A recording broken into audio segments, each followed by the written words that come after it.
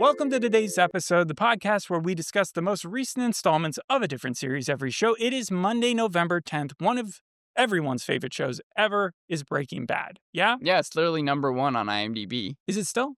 Yeah. How about Better Call Saul? How far behind is that? About 24 spots behind. One thing I do find interesting, Breaking Bad got 16 primetime Emmys. Better Call Saul was nominated for 53 Emmys and never won one. Set the record for a show that's been nominated the most but never won. It did get better as it went on. I at first thought it was the opposite because, like, you watch the first season and there are a couple slower episodes at the end. Yeah. It's like it would go up and down and up. It's a very volatile thing. But then, like, by season 4, it really found a pace. And then I heard the last season is just one of the best. I've heard I've the been same thing, saving too. it. I've been saving it to watch. And I'll be telling you this ruined it. You know, like Pluribus, there are so many spoilers to Breaking Bad and Better Call Saul. I'm kidding. But you do have the same character. You have, you do have the same person. Actress, Rhea Seehorn. Yeah, right? She plays Kim in Better Call Saul. Of course. And then she plays Carol Sturka here. Do you know where the name Carol Sturka comes from? Because it's an homage to a TV show that you watched a long time ago. Carol versus the End of the World. No, that was a good guess. It's actually the Twilight Zone episode. It's season 1, episode 14, The first episode is just like a Twilight Zone, Outer Limits. Yeah, it could be its own movie almost. Yeah, and it's just to clarify, it's the episode where the Earth is about to explode, and then they go on the spaceship, and then they fly, and you realize that Earth is actually where they're going to. I feel like that happened a lot in different circumstances. Yeah, where they realized we weren't following the Earth characters. Yeah. We were actually following the Martians or vice versa. The first episode here is called We Is Us. And the synopsis of this show in really short form is that the world is taken over by an outbreak of a virus-like infection that rewrites our genetic code, allows every person on the planet to become connected and adopt a practical worker hive mentality. Some rare individuals are immune, including Carol Sturka, a fantasy romance author who loses her partner and agent during the outbreak and spends the first 2 episodes grieving, trying to figure out what's going on, and meeting the other outliers in the hopes of changing the fate of the Earth. Was I the only one who saw the name We Is Us and thought, okay, this is a play on This Is Us? Yes. Because at that point I was I was like pluribus, plural, you, us. And then I was like, I read on the Wikipedia, it's actually a play on E pluribus unum, out of many one, the motto of the US. Yes. Yeah. And so to me, the first episode just played out like Invasion of the Body Snatchers. They make mention of that in the second episode when they're like pod people. And I was like, okay, yeah, there's so much like random stuff I just want to talk about. I feel like anybody who's tuning in will have seen the show, right? So we don't have to go scene by scene as much as point by point. Can we do that? Yeah, let's do that. So like in We Is Us, it's also a little bit like Inception, where Christopher Nolan had an idea, a science idea about a headline that he read about dreams and how important they can be, right? Yeah. But he completely misjudged the science of it, didn't really factor into any sort of real thing that could possibly happen. This is the same way, where it's like they do have like gel electrophoresis. They do talk about RNA and DNA and give the right base names. But then when it gets into what is actually happening to humanity, like the way of the outbreak, they're just like, it's kind of like a virus. And then they just expect people to accept that. But to be honest, the premise is so interesting anyways, I didn't really care. So it starts with, right? Yes. A satellite field. So I thought I was dealing with Landman, because if you remember, that just starts with a truck and a bunch of windmills. Right. So there's someone who's driving up and they get out and they're shocked and they're like, you got to be kidding me about this, right? They're like, this is bullshit. And they're like, no, we got this code from 600 light years away. Yeah. And it's telling us this 4 coded information. And it takes this other lady to be like, it's actually 4 different tiers. So it's like 4 bits of like different information at the same time. And then they played it out almost like Rocket. What's that old Guitar Hero? You know, where like look at like a Guitar Hero. The strands. Yes. They start talking about it. They figure out that this is actually, I'll jump ahead, an RNA strand that's being deciphered across the universe. And so they take it and then they start doing tests with it. And a few months later, because we keep on seeing the days go by, like the days till the apocalypse, we see them running gel electrophoresis and doing PCR tests with a bunch of different mice, trying to do CRISPR, which is like cutting out pieces of RNA and then like sticking them in, seeing how it would, propagate in the mouse. Right, how it would affect them. And I guess they're not coming up with much. they come in there. I'll stick with the science storyline for now. And everybody's saying the same thing. This is not working. We're not seeing a virus here. And so they get into the lab and they're about to gas these mice or kill them. She was going to give them cardiac sticks, which I assume is just a way to kill the mice. And instead, they already see that one is down. So she goes in. They think it's dead. She looks in it, and then she takes off her protective equipment on her glove, which is really dumb. And that's how like any zombie movie starts. That's how, When did you know? Because obviously that was the first sign of like, oh no, something's going to go wrong. But when did you know that the world was fucked? Like the whole world? Just then. Like as soon as the bite happened, obviously. Well, I knew that, again, things were going to get bad. I didn't think that the world was fucked until Karen Sony, the guy who is in the Deadpool movies and everything, until he kissed the janitor. That's when I was like, oh no, we're in for like apocalyptic level. Yeah, so the first person gets bit and it's like immediate. So that's where it's like unlike a virus, unlike bacteria, anything that we've seen before, because it was so quick moving and it took her over, and then it was still able. This is the thing that confuses me later on, is that what's happening is that it's rewriting her DNA so that she's able to have this psychic connection with every other human in the world. But at that point, she would be the only human in the world. So is she connected to the mouse?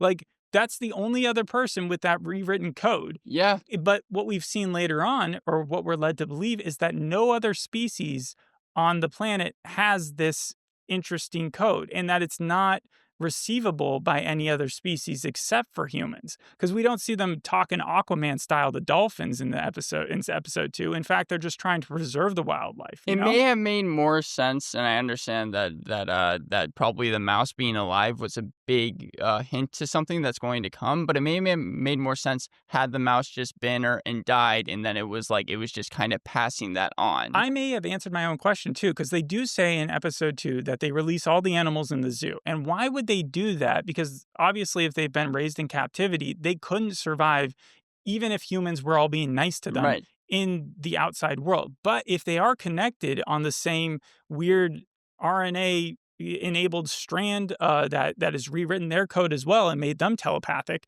then or hive-minded, part of the hive mind, then maybe it makes sense why they're all allowed to be out and free.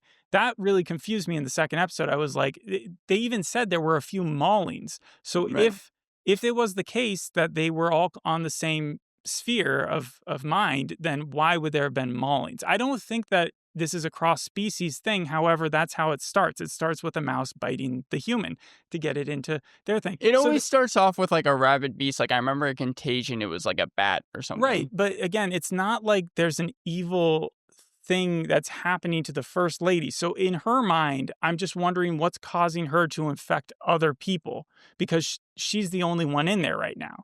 Then when she connects the Karen Sony guy, right, the other doctor, and then he goes and they start adding more and more people, it makes more sense why they adopt this sort of utilitarian task force where everybody's working for the same mission at the same time. That swab scene was so disgusting to me. It was. It was gross. And that's where it's like, okay, I can understand what they're doing there. It's like if COVID was a hoax, and that like it actually had been. That's the way that people are imagining it when they're like, okay, there was a big lab and they sent all these COVID swabs out, and people were eating donuts and infecting themselves.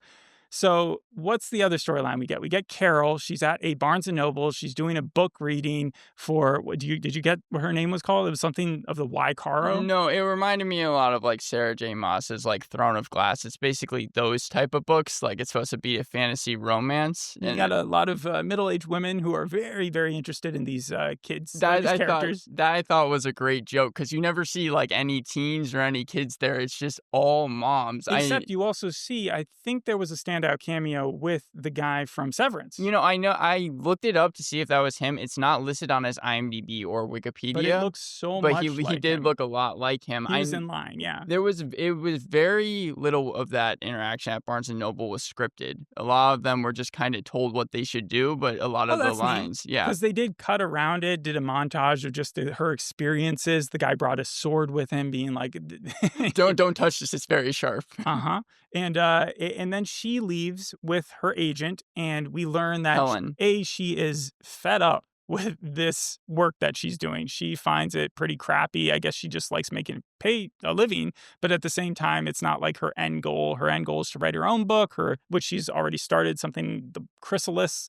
And she also has a relationship with her agent, Helen. That is who she actually wrote the book about, but she can't say that in this day and age, I guess. And so she had flipped the sexes so that it would be more of a traditional straight couple story. I think that's an homage to Vince Gilligan, because Vince Gilligan, when he was first conceiving the idea, because he's been working on this for like 10 years, originally thought it was going to be a guy. Then he was just like, you know what? I like Rhea Seehorn. And then he gave her the script. She signed on before he even pitched the show to anyone. It also reminds me when he was talking about how originally he wanted to make Walter White into Wanda White, and that it was going to be a woman. Yeah, so to me, it felt as if, Vince Gilligan has hung out with James Gunn just far too much, because James Gunn loves these brain monsters, the big fish guy in Suicide Squad, the butterflies in And Peacemaker, and the worms in Slither. It's always the same idea of it taking over, but those are usually parasites. And this, from at least episode 2 onward, we're supposed to believe that this is not a parasite. It's in fact just every person on Earth has uploaded their consciousness into this one big cloud brain that they're all able to pull upon. However, there are some drawbacks. So by the end of the first episode, everybody in the world freezes in front of Carol, starts having little mini seizures, right? Yeah. And she's unable to communicate with anybody at all. And so she goes to the hospital and everybody's frozen. And then she sees her, even Helen, who she's trying to save, dies in front of her. She tries to give her CPR and cannot resuscitate her. Well, I think it's also very important because the way that it's spread is, it kind of reminds me of The Last of Us almost, but is through a kiss. And the doctor who is infected kisses. It doesn't spread through it. It spreads through any sort of DNA getting into you, but that's the quickest way. Right. It's just like mouth to mouth. And a doctor does kiss Carol, but Carol, much like the main character in Contagion, is kind of immune, at least as of now. Yeah, another confusing premise is the first time we see these, the mouse bite her, it happens almost instantaneously, where she's infected and then suddenly like her brain changes or like her DNA changes. And the same thing happens with the first set of people, the army people. But later on, it seems like what happens is they must have adapted the virus thing, because everybody goes like freaky seizure mode all at the same time in the entire world. So that must mean that the actual science has changed, that they've created some way to incubate. And so they've been like dispersing it. Because again, the days are crawling by. We know that all of this stuff would have gone into people's bodies by now, but they don't go instant zombie mode, So I think it just waits until a single second, maybe then a radio signal or something says right now. And then everybody at the same time becomes stuck in that phase. I guess that's to limit casualties. It also seems to cause almost 1 out of 9 people on Earth to die in one form or another. I had a question whether or not the reason why Helen dies is because of that fall that she takes when she has the seizure, or if it's just that some people aren't capable of uploading their brain without like going into brain bleed or something. The 1 out of 9 thing reminded me a lot of The Leftovers. And also, if it is what you're kind of talking about, it's a little bit like the bugs in Westworld. I think it was just the fact that Helen from the fall. I think it was just Helen from the fall that killed her. Because I don't think we did see other people who were bleeding once they had like taken damage. And like he said, when at the very end, Carol is talking to the man on the TV, the person who is everybody is in charge, but he has a suit on and he was like, and I was intact. They use the word intact, meaning that there are just so many people who during that time didn't come out of it the right way. Davis Hafler was his name. The actor Peter Bergman was introduced to Vince Gilligan by Bryan Cranston. He actually, I think, was probably my favorite character out of the 2 episodes, even though he's only in that one scene. I don't think he's coming back, because that's the whole point. So in the second episode, Carol has this epiphany of what's like going on. It's kind of just told to her straight out. She's like, is this an alien invasion? They're like, no. What's happened is that our brains are all one now and we are so happy and you can live your own life. We don't begrudge you. They don't decide to stick her into any sort of I would understand it almost if they stuck her into a zoo. Yeah, because but like that, A, that would be like Slaughterhouse-Five, and B, I do. not for entertainment purposes, just for her own safety. And then what we learn in episode 2 is for their safety as well. If they cannot make decisions, if they cannot handle stress from one individual, then you would think that they would be protective enough that they would try to quarantine that person and not just abide by their every whim wish. I did wonder because she's kind of evoking a lot of stress by the end of the first episode with only 11 people in the world. The fact that everyone is in 13. unison. Was it 13? Yes. Okay, well with It's the 11 others but her, but then they found out there was a 12th in the second right, right, episode, so right, there's right. And then 13. there's like 5 others that can speak English, and those are the 5 she wants to meet with. I was a little surprised. I was like, you don't have. I understand that this is a new virus and things are going to be figured out, but they can't deal with the fact that she's just getting so angry to them that they have to. Everyone flips into a seizure. So this is all episode 2. Episode 1, I just want to say, is probably just like probably an 8 or a 9 to me. Yeah. Like it's just a solid, freaky Twilight Zone-ish episode of TV, and at the end they're kind of like, we're going to make you one of us, and she's like, what if I say no? And they're like, you don't understand, it's great. And then she freaks out a little bit because she's like, holy shit, they're not going to accept my no when they do perfect the science here. Again, the science is kind of crazy. The gene therapy, you really have to just like the idea that they can create some physical channel, a continuous like high bandwidth communication between brains, whether it be like electrical, molecular, EM, what have you. It's such a far stretch. But I was able to I was able to kind of like write that off because I was just enjoying the atmosphere. I think my favorite shot is when all the cars kind of in synchronicity like end up leaving Yes. because she No, there wants were some everyone to awesome leave. shots. Yeah. I would say Severance is almost the exact opposite of this because in that, everyone's persona is doubled, maybe even more tripled. You know, like you have a bunch of different severed people.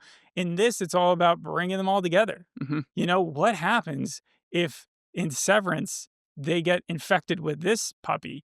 Then, I mean, obviously everybody would just act like a freaking drone like they do in the second episode. But at the same time, then Adam Scott's, all his different identities would be one. It's very much like Humans too, I thought, I because guess, yeah, like the roboticness when you were bringing up Westworld and right. how, like, yeah, usually we're thinking about people being encoded or robots being encoded through technology, but this is more about our own code.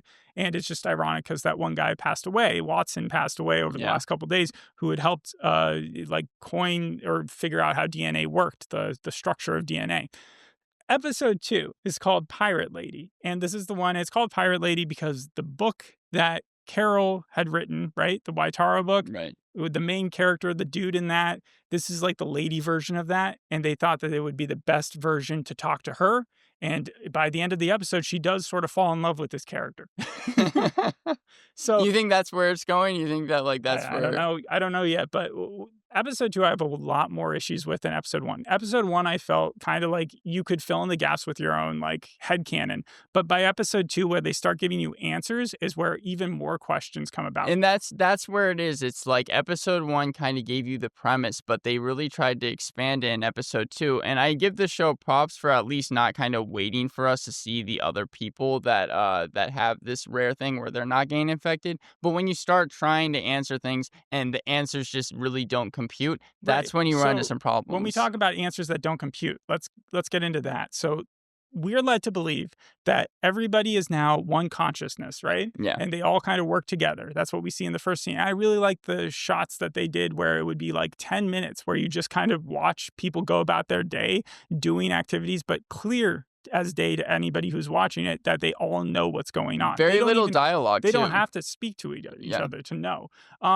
But when it comes down to the decision making as to how their society works, I get it's supposed to be utilitarian, right?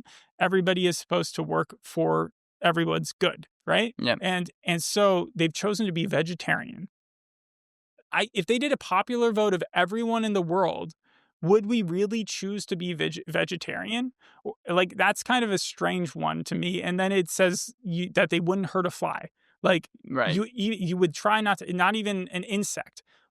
If you did a popular vote again of everybody getting stuck in one person's head, would they really agree on not hurting a fly? I think that that's more just kind of symbolism because it's like vegetarians is all about like kind of these other species But that's a you're eating them. personality. So, like, there's Yes. as much as they want to say, we're everyone, you don't understand, we're not being invaded, it does feel like there is an underlying consciousness that was sent forth from outer space, which is kind of guiding the principles to which this new race of humanity is dealing with. So, Mhm. like, with Carol's fear, I feel like some of the stuff she's like, oh, I just want to get back to normal. Like, that's a little ridiculous at this point.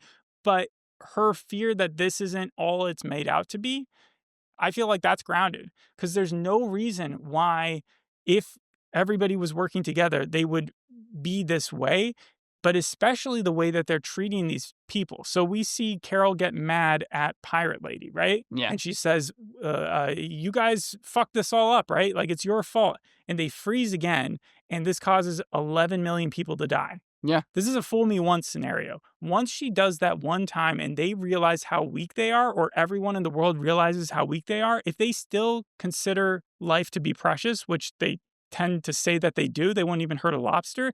That would be the moment where you say, okay, we cannot be around Carol. We cannot be around people who we cannot control. And also, it doesn't really seem like a very safe RNA virus to be sending overseas Right. to other worlds if they can be shocked or flummoxed or taken out by just some random person yelling at them. Well, it's obviously setting up like I feel like hints for later on maybe how these people are going to be defeated or how these aliens are going to be defeated. But I agree with you. The second that I learned that 11 million people died by this 6-second breakout, I was like, that's thin skin. It's less about the fact that they died the first time. It's the fact that then allowed her to keep on just being around them, like Right. kept on calling the shots. How is that evolutionary helpful? And also, how is it like, how does it make humanity better if, like, we're losing more people to that than we were when we were all independent personalities? They are slaves, as much as Zosha, I think is Pirate Yeah, Lady's it name, is, yeah. says that they're not. And also, like, they're incapable of making decisions because they don't want to hurt anybody's feelings. That's what they say later on. And this it doesn't feel like they made the decision to infect everybody. They made the decision to take over things and kill a hell of a number of people. So how are they able to make that decision and then not like the consequences of 13 randos who they could easily just muscle bound into a small room and keep them alive? Probably not the happiest crew, but that's better than whoring out like the population and giving out like prostitutes to that one guy. Because Yeah. this is all getting into like the weeds of the mentality of the 13 remaining people. But that's another thing is like, if she is a genetic a rarity, you would think that someone in her family would be more likely to have that same rarity than randomly 13 people across the globe. Like, Right. I definitely believe that there would be random people from a bunch of continents. However, the idea that no one would be related to anyone else when they have that genome, like their whole genome. Because we like, see their family. We see a lot of their family, and they are all infected by it. I'm saying if like you have the chances of someone else in your family having a genetic illness are like amplified times crazy if one person has it, right? In your direct family. So the idea that none of these people have a relative who also experienced that non-ability to conform into this alien species or this new version of humanity surprised me. Overall, though, it seemed like the ending was a little clunky to me because she scared everybody off. The 5 people that she had accrued to try to be like, okay, we got to do something about this. Right. By the time that she caused everybody else on Earth to have another seizure, another however million people were going to die from that, everybody was kind of like, oh, we're out of here, And the only one who stayed along was the guy who wanted to go to Vegas.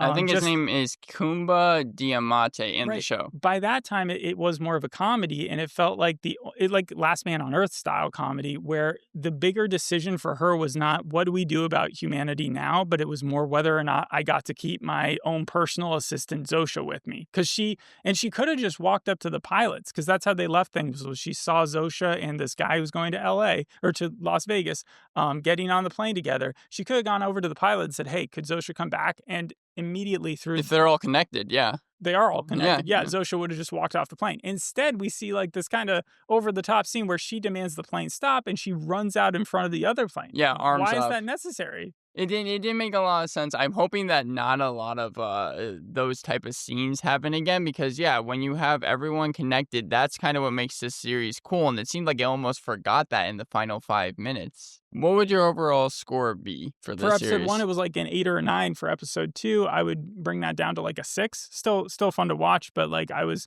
definitely put off by a lot of the answers that they were giving us. I would compare it to Westworld, Utopia, Twilight Zone with pod people from Invasion of the Body Snatchers. Yeah. Also, it felt like a little bit like Weekend at Bernie's in the first episode, where she just kept on dragging Helen around her dead body. Even in the second episode, she looks over and she sees Helen just on the ground. I thought that Primal was a good comparison as well because, again, there is dialogue in the 2 episodes, but there's definitely a lack of it. It's supposed to be told more just kind of, I think, through shots and kind of emotional exchanges. But the series has received critical acclaim. It has a 9 on IMDb, 100% on Rotten Tomatoes. Deadline said of the pilot, the Powerhouse pilot is one of 25's most impressive TV episodes. Yeah, so you could put that in the same place with like Alien and those type of things. We'll definitely get into our best ofs pretty soon because we are in November at this point. I will also say for Apple, like it falls into they're better usually with sci-fi shows. For All Mankind, Severance, Foundation, Murderbot. I enjoyed at least some seasons of those.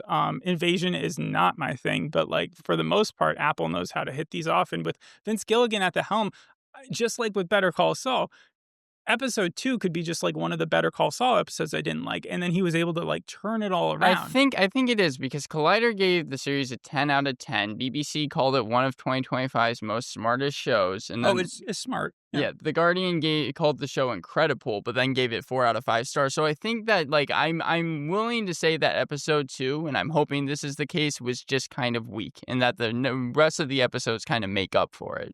Just by giving us better answers or understanding, I just don't see how this species is so great. Like if they didn't have this weird stress-related response where they all kind of freak out, then it would be a whole different type of show. But I think this is to show us the weakness of this new life form. I just wish that if they did have this, it was a stronger thing than the fact that Carol just gets mad at them and suddenly they can't handle it. If there was she like continually keeps her stress at that point where it's like even after the first time, the second time, and she's like, it's never going to happen again. Then she's yelling in front of it and it takes the guy going to Vegas.